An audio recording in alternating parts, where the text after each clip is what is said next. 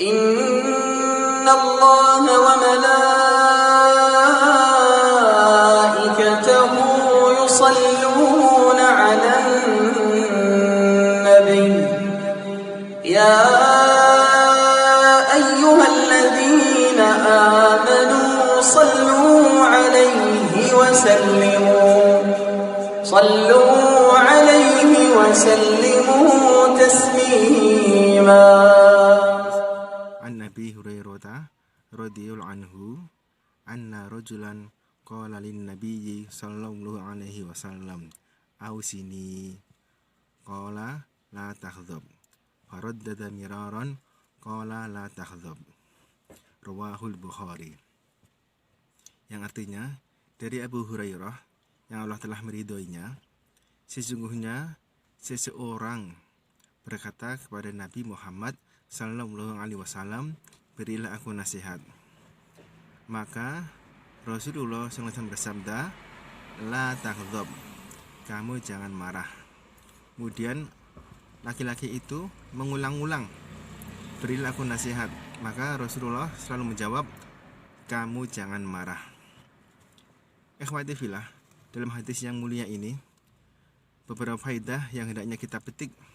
Di antaranya secara singkat, yang pertama, marah itu mengumpulkan seluruh keburukan, sebagaimana perkataan sahabat yang mengatakan, fafakkartu inda qala nabiyyu sallallahu alaihi wasallam ma qala, aku memikirkan ketika Rasulullah Muhammad SAW bersabda sebagaimana yang ia katakan, fa idal ghadabu yajma'u sarra kullahu, maka kemarahan itu mengumpulkan keburukan seluruhnya.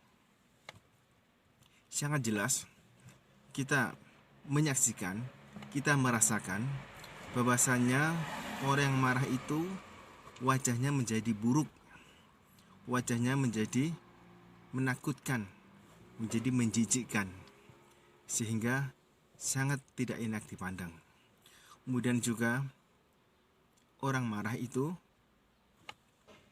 akalnya tertutup atau hilang akalnya, sehingga ia berkata ataupun ia berbuat sesuatu keburukan yang mana pasti ia tidak ridho ketika ia sadar.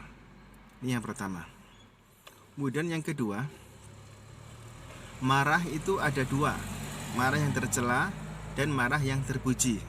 Sebagaimana dikisahkan oleh ibunda kita Aisyah radhiyallahu anha, ia berkata, Rasulullah sallallahu alaihi wasallam tidak pernah memukul dengan tangannya istri-istrinya atau pembantunya, kecuali jika jihad di jalan Allah.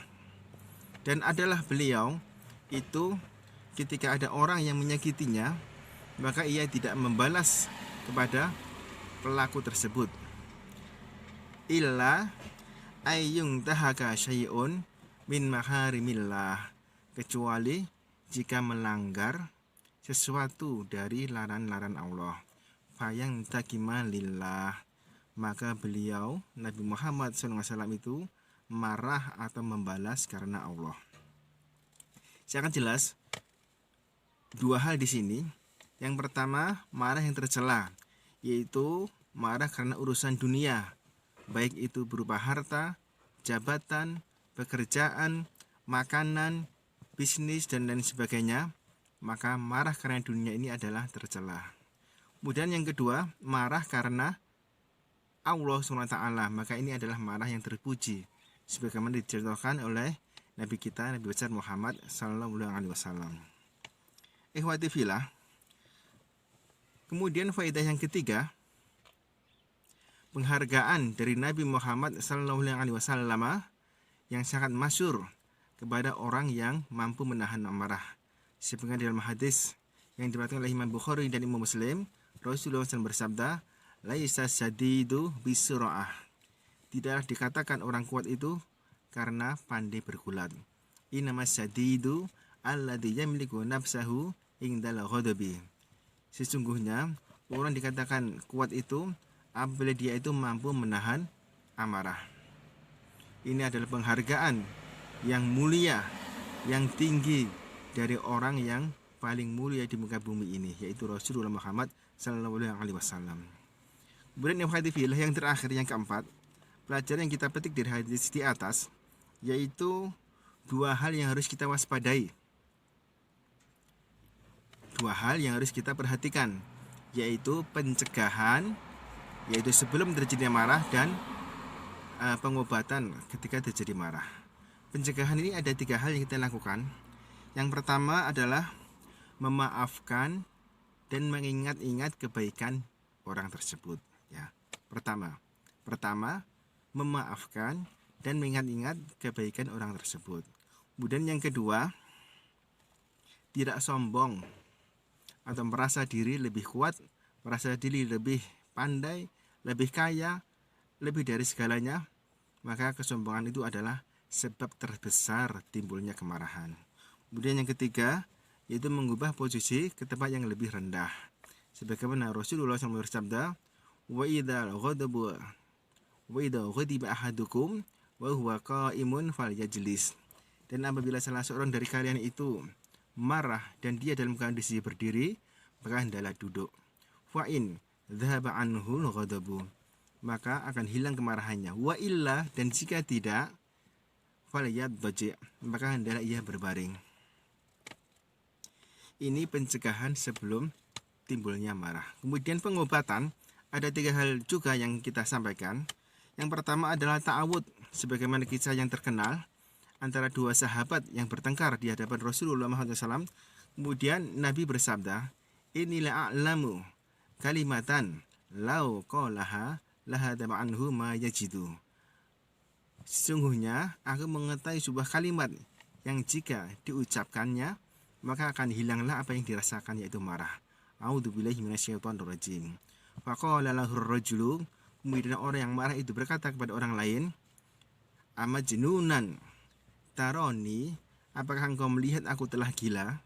Coba perhatikan. Jadi orang yang marah itu ketika sadar setelah membaca ta'awud, ia bertanya kepada orang lain, apakah engkau melihat aku telah gila? Ia merasa gila karena telah marah. Kemudian yang kedua adalah diam, sebagaimana sabda Nabi Muhammad SAW mengatakan, wa idza ghadiba ahadukum falyaskut, dan apabila salah seorang dari kalian marah, maka hendaklah diam. Ibnu Rajab mengomentari hadis ini dan mengatakan, as-sukut dawa'un 'azimun lil ghadab. Diam itu adalah obat terbesar ketika marah. Kemudian yang terakhir, yaitu yang ketiga, agar ketika terjadi marah itu tidak melampiaskan amarah, yaitu mengingat besarnya pahala yang Allah berikan kepada orang yang mampu menahan marah. Rasulullah SAW bersabda dalam hadis yang hasan derajatnya, la takdzab walakal jannah, kamu jangan marah dan bagimu surga.